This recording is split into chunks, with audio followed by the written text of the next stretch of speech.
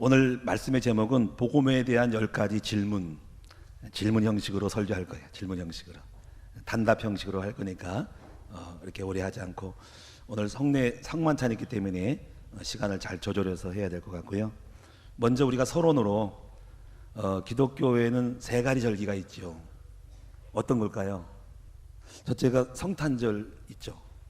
예수님의 탄생 12월 25일 날 그 날짜에 대한 여러 가지 설이 있지만은 어쨌거나 성탄절. 두 번째는 부활주일. 오늘 부활주일. 예수님이 죽으시고 3일 만에 부활하신 그 부활의 기쁨을 나누는 날. 그리고 추수감사주일. 이 추수감사주일은 추수하면서 수장절까지 가는 거거든요. 열매, 성령의 오순절의 성령 열매와 함께 추수 때가 시작됐죠. 성령의 열매로. 그래서 추수감사절이 결국 수장절, 추수한 것을 저장하는 날로 이렇게 됩니다. 그래서 기독교의 가장 현대교회의 특징의 3가지 절기는 성탄절, 부활절, 그리고 추수감사절. 근데 이제 그 성경에는 또 3대 절기가 뭘까요? 유월절, 또 뭐가 있어요? 오순절, 장막절, 수장절 이렇게 있는 같이 맞물려 가는 거예요. 자, 그래서 이제 이런 전체를 보면서 왜 절기라고 하는 것은 우리에게 어떤 그 각인되어질 아주 메시지, 의미들을 마음에 새기라고 하는 거거든요. 그래서 오늘 여러분이 부활주일은 십자가 부활에 대한 의미를 새기고, 또 성탄절은 예수님의 탄생에 대한 이런 걸 새기고, 수장절, 오순절, 성령운동, 성령절은 오순절은 이렇게 성령에 대한 거를 새기면서 이렇게 절기는 중요하니까 꼭 이거를 깊이 핵심으로 깨달아야 한다는 거예요. 그래서 오늘 여러분 전체적으로 이 모든 것은 한마디로 말하면은 복음에 대한 설명이죠. 그렇죠? 복음. 그래서 오늘 여러분 신앙생활 하면은 복음을 깨달아야 된다 하는 거예요. 복음은 기쁜 소식인데, 저는 오늘 여러분에게 많은 복잡한 얘기를 하고 싶지 않고요. 질문을 좀 던지면서 오늘 여러분이 그 질문 안에 내가 자문자답하는, 한번 이렇게 질문했을 때 내가 그 질문에 대하여 내가 스스로 깨달아서 말할 수 있거나, 또는 말하는 것도 이제 표현이 이렇게 약하면 못하겠지만 이런 거에 대한 어떤 정의에 대하여, 개념에 대하여서 내가 말할 수 있는가라는 거에 대한 체크가 좀 있으면 좋겠어요. 그리고 다 못하더라도 나 이거는 내가 이해가 안 돼 그러면은 이 10가지 질문을 가지고 한번 계속적으로 찾아가면서 어느 정도 한 10가지 정도가 내 안에 질문이 답할 수 있다면은 영적인 복음에 대한 눈이 열려지겠죠.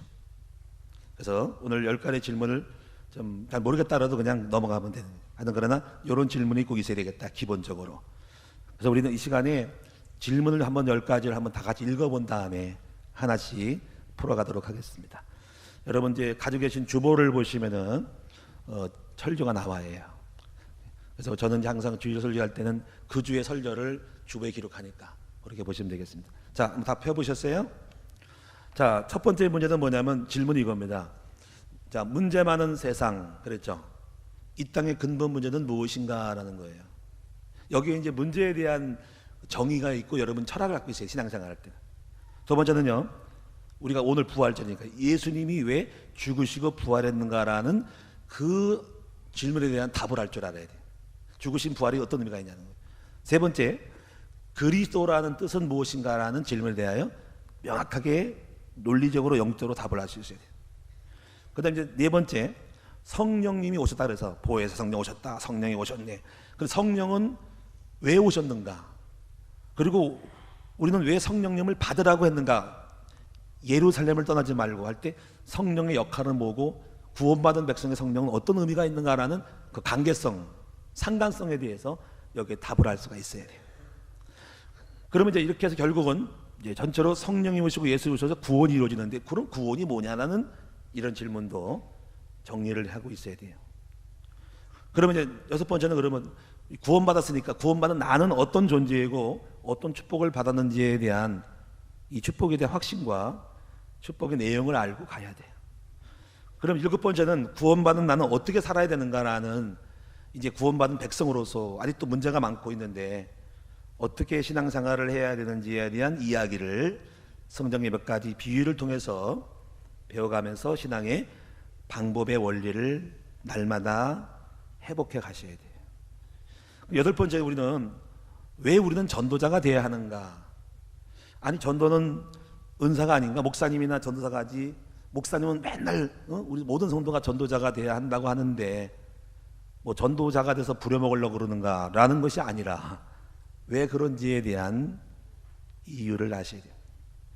그럼 전도가 뭔지에 대해서 정리를 좀 내리시는 게 중요하고, 그 다음에 아홉 번째로 마지막 10번째로는 이렇게 다 해놓고도 아직도 남아있는 내 삶의 영적 문제, 내가 목사가 되고 그래도 역시 집에 가면 부부싸움하고 여전히 나는 뭔가가 가정적으로 치유가 안 되어지는 이 많은 삶의 난제들을 도대체 뭐야, 난 아직도 가난하고 끊임없이 문제는 계속 있을 것 같은데 이런 문제들을 어떻게 받아들이고 어떻게 이겨나갈 것인가라고 하는 그러한 영적인 해답들을 찾아서 날마다 이기고 승리하는 삶을 살아야 하는 방법들에 대하여 해답을 가지고 나가셔야 될 줄로 믿습니다. 너무 주제가 많으니까 복잡하시겠지만은 하여튼 10가지 정도 했으니까 뭐 한두 가지만 알아도 되고 오늘 하나만 깨달아야 되니까 함께 우리 한번 짧은 시간 좀 풀어나가도록 하겠습니다. 할렐루야. 자, 첫 번째, 문제가 많은 이 세상, 이 땅의 근본 문제는 무엇일까라는 이 문제의 원인을 찾아야만이 그 다음에 예수가 오시는 이유를 정확히 알게 되는데, 원래의 문제를 모르면은요 못 풀어요. 저는 전에 예수 믿기 전에는 20살 때 예수 믿고 제가 절에 들어가서 중이 되려고 그랬어요. 그래서 이제 불교에 대해서 조금은 이제 많이 깊이 모르지만은 기본 상식은 알고 있습니다. 바로 우리 집 뒤가 바로 절이었으니까. 근데 제가 예수를 믿고 나서 보니까 이 문제에 대한 다루는 방법들, 문제를 분석하고 파악하는 그 원리들이 다 있어요. 절에도 가면은. 근데 가장 보면은 이 절은 인간의 문제에 대해서 그나마 다른 타 종교에 비해서 가장 제대로 현상 파악을 잘해서 잘 정리해서 나간 그런 종교라기보다 불교는 철학이에요. 그런데 종교라고 표현했을게요. 그렇게 되어진 것이 불교는 그나마 잘 우리 인간의 문제에 대해서 풀었고 나름대로 해보려고 하는 몸부림을 쳤어요. 그래서 여러분 기본적으로 알아야 할 것이, 예를 들면은 이제 절 얘기라는 건 아니지만 기본 상식이라는 게 첫 번째가 고진멸도라는 것. 이 고진멸도라고 하는 것은 이 땅에 인간은 고통이 있다는 거죠. 근데 이 고통에 대한 문제는 얘기 안 할 거냐. 고통이 있다는 거야. 현상만 얘기하는 거야. 결과적인 원인의 결과로. 집이라는 것은 고통이 모여서 집이 된다는 거야. 고집. 근데 고통이 있는데 고통이 모인 것이 뭉치고 집인데 멸은 그 고통을 멸했다는 거야. 근데 어떻게 멸할지는 이제 그거는 절 방식이지 이제. 근데 도는 뭐냐면 진리를 깨달아서 도에 이른다는 거야. 그 네 가지를 보면 굉장히 아주 어떤 분석적인 철학적인 논리는 맞아요. 이 땅엔 고통이 있고 고통이 모인 것이 세상이고 세상을 고통이 그것을 멸한 것이고 그리고 도를 깨달으면 된다는 거야. 그게 고진멸도예요. 근데 우리가 풀면은 고통은 창세 함정 문제고 집은 이 세상이고 멸은 예수가 해결했고 도는 진리를 깨달은 자유하는 거지. 할렐루야. 근데 이게 그렇게 얘기 안 하는 거야, 저는. 그 다음에 또 하나가 뭐냐면 이제 사성제라는 것이 있는데, 사성제는 뭐냐면은 네 가지 이 땅에 태어나면서 공고가 있다는 거야. 태어나면서 태어남의 출산의 고통이 있다는 거야. 그리고 늙음의 고통이 있다는 거야.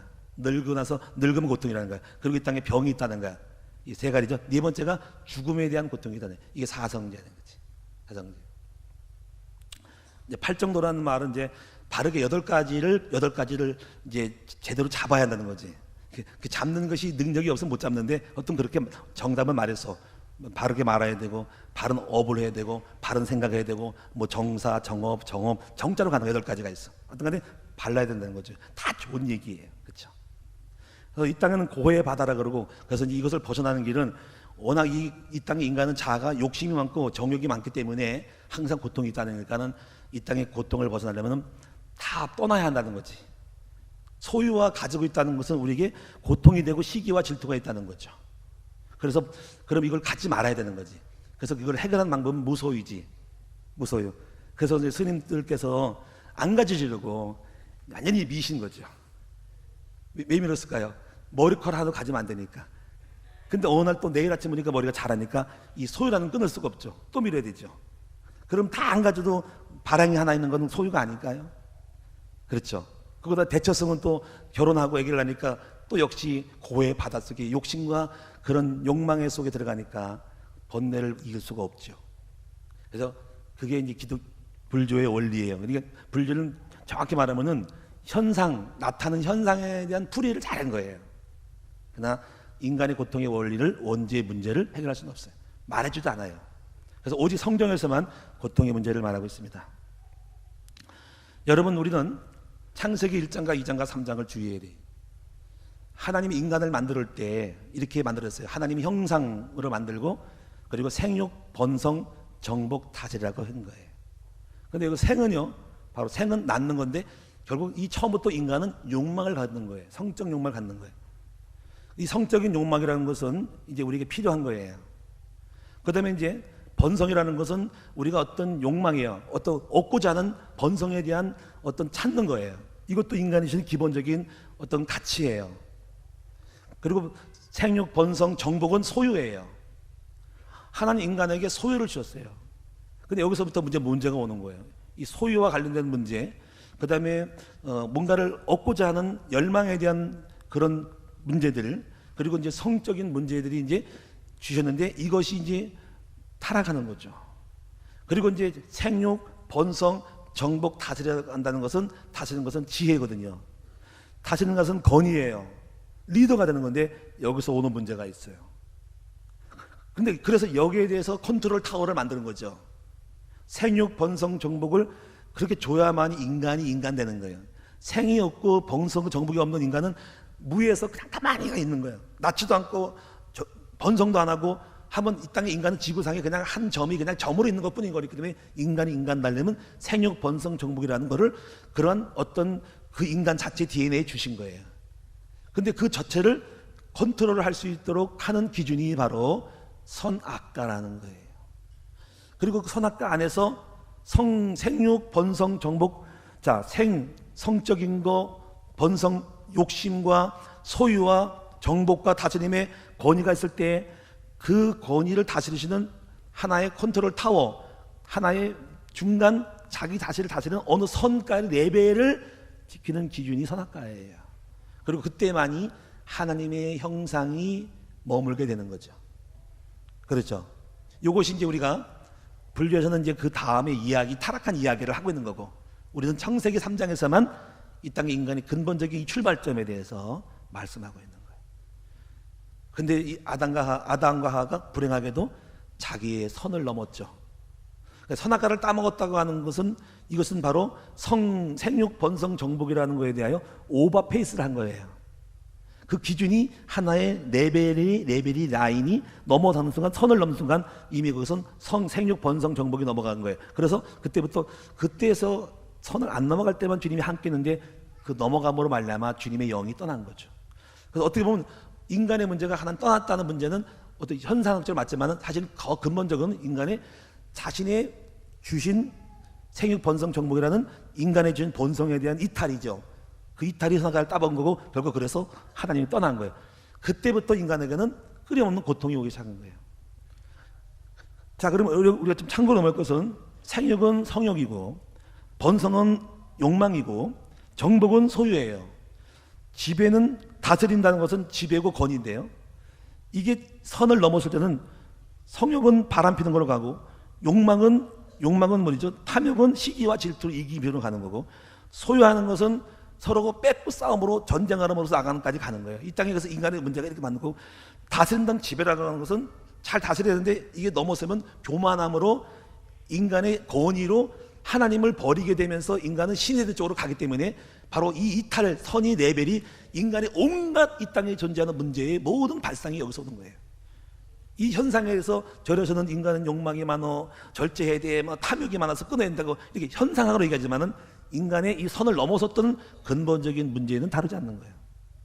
그래서 이제 고대 철학자들은 이거를 말할 때, 인간의 문제는 성선설이냐 성악설이냐 하는데, 성선이든 성악이든 간에 창세기 1장에서 출발하면 성선이고, 창세기 3장 출발하면 성악인 거지요. 어쨌거나 우리는 이런 이 땅의 인간의 문제의 절은, 불교는 그냥 없애자, 진정이 많고 욕심 많고 욕심을 없애자 하기 때문에 그런 거고, 고해 바다니까 떠나자, 속세를 떠나자, 세상에 들어가고 갖지 말자, 그럼 안 가지려면 절에 들어가야지 하니까 자꾸 떠나는 거죠. 그래서 떠난다고 욕망이 안 생길까요? 답이 없는 거죠. 그래서 하나님은 이러한 문제를 해결하기 위해서 근본적으로 우리를 문제를 해결하신 거죠. 그걸 어떻게 할까요? 이거죠. 예수를 보내신 거죠. 예수님이 오신 것은 십자가 죽으심으로 일단은 이 땅에 벌어진 문제들, 죄와 저주를 사단을 꺼버리신 거고. 근데 그게 또 답이 아니에요. 그건 문제만 해결한 것이죠. 결국은 인간 다시 원래 들어왔는데 또 다시 아담과 하와가 첫사랑 아담이 될 수 있으니까. 그래서 예수님은 똑같이 아담처럼 시험을 받죠. 그 시험 받는 것이 마태복음 4장에 보니까는 똑같이 먹는 시험, 똑같은 성욕의 시험, 똑같이 시족과 성욕은 같은 욕망인. 그 다음에 만물을 보여주면서 이거를 네가 나한테 절하면 다 주겠다는 이 소유의 욕망, 번성, 정복, 정소유에 대한 것이 오는 거죠.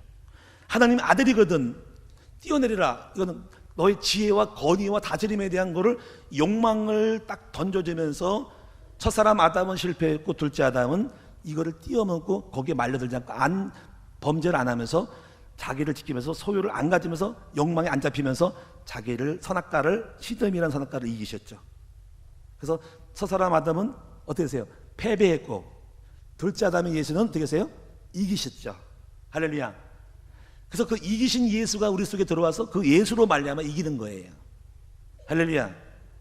이거 원리를 알아야 됩니다. 한번 따라합시다. 둘째 아담이신 예수께서 이기심으로 말미암아 이기신 예수가 내 안에 성령으로 오셔서 예수로 말미암아 이기는 거예요. 그래서 예수 이름으로 이기는 거예요. 그러니까 결국은 뭡니까? 우리는 못 이겨. 우리는 여전히 아담과 하와처럼 범죄하기 딱 좋은 인간인데 이미 이기신 예수님을 담고 그리스도 안에 충만하면은 우리도 이기기 시작하는 거죠. 할렐루야. 우리의 대장이신 예수. 또 다른 표현은 성경은 우리의 형님이신 예수. 형님 죄송합니다. 하나님이신 그분. 근데 우리도 맏아들이라고 했으니까 둘째 동생, 셋째 동생이 다 예수 따라 이기는 거죠. 그래서 우리가 십자가의 죽으심과 부활은 죄와 사망 권세를 이기신 예수님을 너무나 놀라운 기쁨인 거죠. 사단 사망 권세를 딱 꺾었으니까. 그래서 이런 부분들을 이제 여러분 아시고 첫 번째는 그래서 이 땅의 근본 문제는 어디서 왔어요? 바로 하나님 떠난 문제인데 바로 인간이 주신 근본적인 기본적인 어떤 생육 본성이라는 그 욕망과 소유에 대한 이탈점이 바로 선악과 문제가 바로 거기서 하나님 떠났다는 거죠. 그래서 이 땅에 인간의 문제가 왔어요. 그래서 그런 문제에 대한 현상에 대해서 모든 정부는 풀려고 해요. 철학적으로 풀고 뭐 자연주의 뭐 여러 가지 뭐 비성주의 뭐 이렇게 살아야 한다 뭐 다 철학이지 영적 문제에 대해서 아는 가르쳐준 데가 하나도 없어.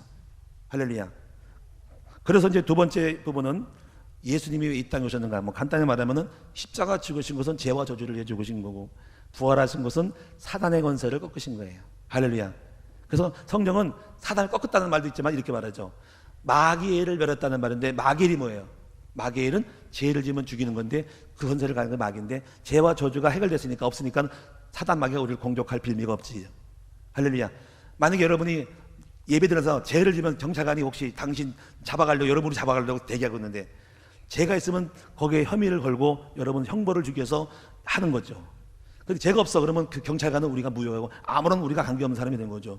사단 마귀 흑암의 세력은 오직 죄와 저주가 있을 때만 이게 우리를 넘보고 들어와서 우리를 지배하고 종로로 사는 건데 예수님이 어떻게 했어요? 영적으로 죄와 저주를 꺾었으니까 우리는 마귀와 상관이 없죠. 할렐루야. 그래서 우리가 그래서 그리스도라는 뜻은 뭐냐면은 바로 그리스도는 바로 지금 이 세 가지의 죄와 저주와 사단의 문제를 해결하신 분이 바로 그리스도예요. 할렐루야. 그래서 죄 문제를 해결하신 분이 누구예요? 제사장이고 그리고 하나님 만나는 길을 여신 분이 선지자이고 그리고 우리에게 이기는 자가 돼서 정복하고 다스리게 해서 우리에게 오신 분이 왕이신 바로 예수 그리스도. 이 세 가지를 바로 기름 부음 받은 자라고 하는데 이분이 바로 세 가지를 완성한 분이 누구예요? 바로 그리스도이신 줄로 믿습니다. 자, 네 번째, 여러분 이제 이렇게 전달하는데 여러분이 잘 모르겠다고 싶을 때도요. 이건 기본 메시지이기 때문에 여러분 나중에 자꾸 들으시게 되면서 알게 될 거예요. 어제도 우리가 애들하고 십자가 부활 얘기했는데 아주 기본적으로 동정녀 탄생, 십자가 죽으신 부활, 성령이 왜 오셨는지 했는데 좀 알아듣는 것 같아. 알아듣는다고 하긴 하는데 확인해 봐야 되겠죠. 자, 그러면 네 번째 한번 따라합시다. 이건 제목을 한번 따라합시다. 왜 성령님이 오셨고 성령님을 받기까지 기다리라고 하셨는가? 자, 이렇게 구원을 했어. 근데 여전히 우리가 구원만 해놓고 우리를 감옥에서 벗어나오게 해놓고 알아서 살아라면 못 살아. 그래서 이제 우리 속에 누가 들어오셔야 돼요? 우리를 도와주러 오시는 분이 누구예요? 성령이 오시는 거죠. 자, 아주 엉망이 돼서 나라가 망했어. 가지고 이제 외국 군대가 들어와가지고 나라를 수복시키고 해방시켰어. 떠났어. 근데 자치 복구가 안 돼. 여전히 약탈과 또 옛날 버릇을 나타내가지고 나라가 망하게 생겼어. 그래서 이렇게 말하잖아. 외국 군대가 이 나라가 안정이 되고 치안이 안정이 되고 도로가 복구되어지고 정치 질서가 안정되기까지 외부에서 아웃소싱 해가지고 어느 정도 1년, 2년 기간 동안에 자치 정부를 스스로 세울 때까지 외부에 도와주는 팀이 들어온 거죠. 이렇게 예를 들면 설명할 때. 그래서 우리가 온전히 쓸 때까지 우리 안에 들어오셔서 우리를 도와주러 오신 분이 누구예요? 성령님이 오신 거예요. 그래서 우리는 이제부터 성령을 받지 않고는, 성령이 인도받지 않고는 살 수가 없는 연약한 타락한 죄성이 있기 때문에 안 되기 때문에 우리 예수 믿고 구원받은 백성에는 그래서 보혜사 성령이 구원받은 즉시로 들어오신 거죠. 할렐루야. 그러면 이제 구원이라는 게 뭘까요? 다섯 번째. 구원이라는 것은 그래서 바로 이제 영혼 육이 구원받는 거죠. 영만 구원받고 천국 가는 것이 아니라 우리 마음의 평강을 얻고 육신의 삶도 이 땅에 있는 동안에 보호받고 살다가 주님 재림할 때 천국 가는 거죠. 그럼 구원받은 나는 어떤 존재이고 어떤 축복을 받았는가라는 이 답에 대해서는요, 이제 성경에 보니까 예수님이 몇 가지 계속 이 땅에 계시면서 비유를 들어서, 첫째는 집의 비유, 두 번째 나무의 비유, 세 번째 주인과 종의 비유, 그 다음에 양과 염소의 비유를 들었어. 그러면 여러분 이제 집으로 비유하면은 이제 우리는 우리 인생에 예수 믿고 구원받은 삶의 신앙생활은 집이라는 거야. 근데 그 집의 기초는 뭐냐면 아직 기초를 튼튼히 해야 하는 건 상식이죠. 그래서 반석의 집을 지어야 되죠. 그 예수 그리스도를 주로 신앙을 주는 그리스도시고 살아계신 하나님이라고 고백을 하셔야 되고, 할렐루야. 그래서 복음의 뿌리를 내려야 되죠. 집을 반석에 짓고 집을 예수 말씀으로 자꾸 집을 줘야 되는데, 고린도서를 보면 이런 말입니다. 너희가 집을 짓는데 예수가 없이 나무나 짚으로 지면은 집이 무너진다는 거죠. 또 모래의 집을 지면 안 된다는 거예요. 그러면 이제 결국은 이제 신앙생활하면서 교회 다니면서 여러분이 예수님에 대한 말씀을 안 듣고 종교나 철학이나 이런 것들 되면 이거는 환난이 오고 재난이 오고 문제가 오면 이길 수 없는 그런 영적인 저항력이 없는 그 아무런 쓸모없는 것이 되는 거예요. 그래서 오직 예수 그리스도의 복음으로 집을 져야 되는 거죠. 자, 그래서 이걸 못하는 것은 종교생활이고 교회도 종교교회가 있는 거예요. 그리스도를 모르면 종교인이에요. 신앙생활 수십 년에도 종교생활이고 큰 교회를 다녀도 종교생활이고요. 결국 중요한 건 뭐냐면 오직 여러분 한 개인을 그리스도의 복음에 뿌리를 내리고 복음으로 완성시키고 복음의 열매를 맺는 사람이 되셔야 됩니다. 그래서 교회는 뭘만 말해야 됩니까? 오직 복음 충만 복음만 말해서 한 사람을 개인을 예수처럼 만들어야 된다는 거지. 그러면 이제 나무로 비하면은 우리가 성경은 예수님은 좋은 나무는 좋은 열매 맺고 나쁜 나무는 나쁜 열매니까 우리가 좋은 나무 되어야 됩니다. 그러면 좋은 나무라는 것에 대한 그런 이하에 대한 신앙생활의 성경은 뿌리 그리고 줄기 열매예요. 그래서 신앙의 뿌리를 내라. 골로새 2장 보니까는 예수 그리스도를 주로 받았으니 그 안에서 뿌리를 내리라 그랬어. 그래서 이 뿌리라고 하는 것은 말씀의 확신인 거죠. 기본적인 메시지라든가 신학적인 개념이라든가 하나님은 누구신지, 예수가 누군지, 성령은 누군지, 구원받은 난 누군지에 대한 예수 복음에 대한 정확한 말씀의 개념에 대해 정확히 알고 말씀의 확신 가운데 뿌리를 내리는 거죠. 할렐루야. 그래서 이거를 여러분이 반복적으로 배우고, 이걸 어려운 말로 하면 학교 가면 신학이고 우리는 말씀인 거죠. 그러면 이제 줄기가 중요해요. 줄기, 그렇죠? 말씀을 많이 했다고 중요한 게 아니고 현재성. 다시 한번 우리가 나무는 줄기가 있어요, 그렇죠? 뿌리가 있고 줄기 있죠. 뿌리가 좋으면서 줄기가 자라죠. 줄기는 관이거든요. 파이프 라인이죠. 수돗물 들어오시 관이거든요. 나무 줄기가 좋으면은 거기서 뿌리에서 땡겨가지고 양분을 땡겨가지고 줄기가 쫙 같이 성장하면서 줄기를 통해서 공분이 이파리로 영양을 딱 뻗어나가는 거죠. 할렐루야. 그럼 이 줄기가 뭐냐면 신앙생활인 거예요. 이건 삶의 시스템인 거예요. 영적 시스템인 거죠. 기도하는 삶, 예배하는 삶, 날마다 말씀을 묵상하고 큐티하는 삶, 늘 훈련받는 삶, 모이기를 힘쓰는 삶이, 이것이 평상시 갑자기 하면 안 되고 늘 평상시 아주 삶이 체질돼서 내 삶의 일부처럼 만들어질 때, 그때부터 온전한 줄기가 되는 것이죠. 그래서 이런 것들, 여러분, 그래서 요한복음 15장에 이런 비유에서 나는 포도나무에 너희는 가지라는 거죠. 포도나무와 가지가 붙어 있어야 바로 공급받는 건데 떨어지면 말라 비틀어 죽으니까, 그런 비유들이에요. 할렐루야. 그 다음에 이제 열매, 줄기는 좋은데 열매가 없으면 썩어 뽑아버리죠, 그렇죠? 무화과 나무 열매 없으니까. 그래서 반드시 뿌리가 있으면 줄기가 있고 줄기 있으면 열매니까 줄기 열매는 성령의 열매죠. 성령에는 사랑, 오직 성령은 사랑과 희락, 화평, 오래 찬 자비, 양선, 주선, 온유, 혈전이 이 같은 것을 금지할 법이 없다. 할렐루야. 그래서 성령의 열매를 맺는 것이 예수 닮은 형상이고 열매의 핵심은 사랑이죠. 할렐루야. 그래서 이런 것들을 보면서 지금 이걸 다 하라는 게 아니고 이걸 봐야 돼. 그리고 이제 신앙생활의 비유에 대해서 이렇게 했어요. 우리가 주인과 종에 대한 얘기죠. 요한복음 2장 같은 경우는 우리 예수는 우리의 주인이고 우린 종이니까 종은 100% 순종할 때 물이 변화에 포도주는 삶의 문제들이 해결되기 시작하는 거죠. 여러분 이제 이런 눈들이 열려지면서 많은 것들에 대한 영적 생활의 답을 얻어야 됩니다. 때로는 예수님은 양과 염소를 믿으면서 오른쪽은 양이고 왼쪽은 염소인데 양은 순종을 잘해가지고 목자를 잘 따라가고 염소는 뻣뻣해가지고 거부하고 그래가지고 염소. 그래서 왼편에 있는 염소와 오른쪽에 있는 양에 대해서 이렇게 비유를 하면서 한쪽은 저주받아라 축복 이렇게 하는 거죠. 여러 가지 있었던 간에 뭐 신옥에 본 예부 신자들. 자, 그러면 이제 우리는 왜 전도자가 되어야 하는가라고 할 때 전도자는 한마디로 말하면 우리는 신앙생활의 종합 선물 세트를 받는 거예요. 할렐루야. 전도자 하는 것은 왕창 받는 거야. 그냥 여러분 예수 믿고 구원받은 성도보다도 전도자가 하는 건 종합 선물 세트를 받는 거야. 할렐루야. 자, 여러분 그래서 우리가 신앙생활하면 신앙생활에 영어로 하면 수동태, 능동태가 있어요. 이 수동태는 그냥 수동적인 거야. 그냥 여러분 예를 믿는 거죠. 제가 이렇게 설교할 때 저는 지금 영적으로 지금 충만해 있는 거예요. 그렇죠? 깨어 있으면 기도해야 되니까. 그렇죠? 그럼 제가 능동이 된 거죠. 여러분 수동이야. 그렇죠? 그럼 수동인데 수동은 여러분 혹시 이렇게 잘 들을 수도 있고 그냥 주무실 수도 있는 거죠. 그렇죠? 주무시면 안 되겠지만 뭐 들으나 마나 그럴 수 있죠. 그냥 듣고 그냥 딴 거 탈 수 있습니다. 수동이거든요.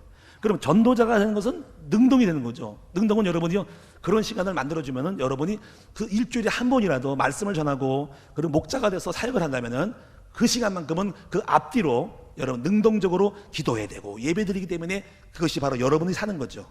그렇게 만들어야 사는 거예요. 할렐루야. 자, 이제부터 좀 부담이 되는 거죠.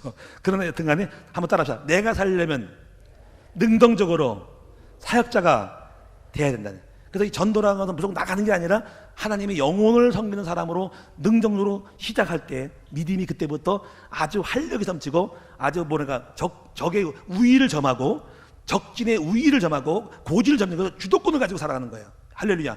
그래서 우리 모든 성도 살려면요 바로 신앙의 우위를 점하고 영적 고지를 점령하는 주도권의 자리에서 그 높은 데서 아래를 내려보는 그러한 주도적인 삶을 사는 것이 전도자가 되어야 되는 거예요. 난 이렇게 믿습니다. 그래서 창세기 6장이니까 너를 위해 방주를 짓는 거죠. 한번 따라 전도자가 되면 아주 신나고 능력적 있게 신앙생활을 할 수 있다. 그 다음에 전도자가 되면 아비의 마음이 되기 때문에 예수처럼 품게 되죠. 할렐루야. 다릅니다. 그래서 저는 오늘 그럼 저는 목사니까 설교하지만 능동적이지만 여러분 어떻게 만들어요? 그래서 모든 병주들을 사역자로 만들어서 말씀 운동하도록 만들 거라는 거예요. 할렐루야.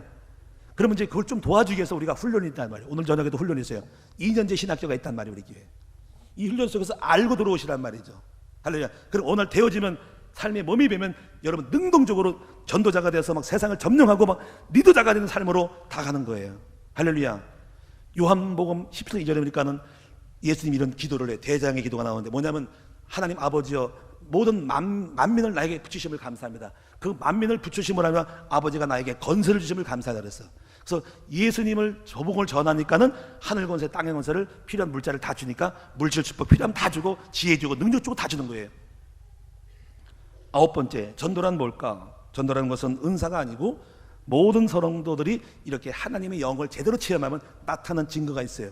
이 증거를 가지고 말씀을 전하고 현장에서 이웃에게 복음의 이야기를 해주는 거, 영접의 이야기, 구원받은 축복의 이야기, 성령 역사했던 이야기를 나타내는 예수님의 생명과 능력과 축복을 말해주는 것이 바로 전도지요. 막 떠들고 막 그런 것이 아니라 조용히 삶의 현장에서 나와 함께 그리스도를 말해주는 것이 전도예요. 마지막 10번째, 아직 남아있는 우리의 문제는 어떨까? 저도 문제가 남아있어. 어떨까? 그러면 이렇게 하는 거지. 이제 우리가 아직도 영과 육의 구분을 해야 되죠. 그러면 이제 결국 신앙생활은 영과 육의 싸움이죠. 그렇죠? 우리의 육 남아있는 쓴뿌리와 상처를 싸울 때 이렇게 하면서 그래서 영을 강화해야 돼. 성령의 사람이 되면 육을 이겨. 그렇죠? 육이 영을 이기고 둘이 싸우거든. 영으로 육을 제어해야 되겠죠. 영이 우위를 점하면 영이 7이고 6이 3이면 능력이지만 6이 8이고 6이 0이 2면은 8대2로 싸우기 때문에 우리가 맨날 끌려다니는 삶을 살죠. 그래서 오전도 5대5에서 0을 6으로 만들고 6을 4로 만들어서 이기는 치료실을 가야 됩니다. 목회는 뭐냐? 여러분 도와주는 거예요. 영으로 6을 이기도록 도와줄 거예요. 할렐루야. 그래서 이기는 자가 나오는 거죠. 그래서 서서히 하나가 영으로서 육을 이면서 세상의 여러 가지 아까 타락했던 모든 걸 제어하고, 가정의 문제를 해결하고, 정치 가난을 해결하고, 영적 문제 해결하면서 영의 사람이 되어서 이기는 사람이 될 때 이 땅에 하나님 나라가 임하는 거죠. 그래서 창세기장의 축복이 마음의 평안, 그리고 가정의 축복, 정지의 축복, 그리고 정복하는 이웃의 삶을 도와줄 수 있는 삶으로 빛처럼 소금처럼 나타나게 되는 거죠. 할렐루야. 여러분이 10가지 여기까지 하고요, 앞으로 이런 문제들을 같이 풀어가면서 도와드리고 우리 함께 승리하는 부활의 공동체가 됩시다.